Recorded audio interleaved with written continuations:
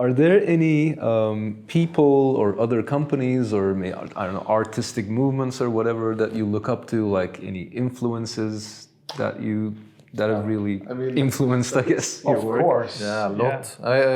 We look both into what's happening around us, but also really what has, some of our biggest maybe influence are some of those kind of designers from the past who were able to do both the kind of bigger picture, being able to do a big scope, both architecture, product, graphic, but they were also really good at executing those big ideas.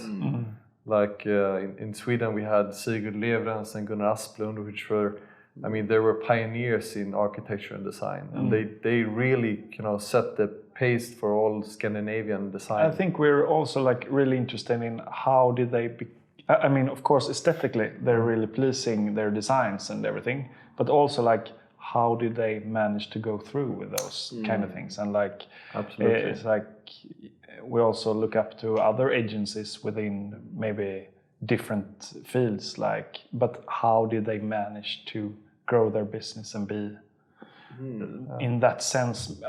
It could be also not only from aesthetic point of view. It's like they have navigated through the landscape. We have visited Louisiana many times, also like just from a building perspective. It's like old but really nicely done and everything. And we talk about like Forsman Bodenfors, of course, because here in Gothenburg, they're also from and they have navigated through that jungle of agencies in a really good way and become like legends. And we're like, we don't know yet, but we would like to have a chat. But how did they manage that? It's like, that's also interesting. But I think those, we had, in Sweden or like in Finland, you had Alvar Aalto, who were able to, and his company, Aina Aalto, they were able to do all of it.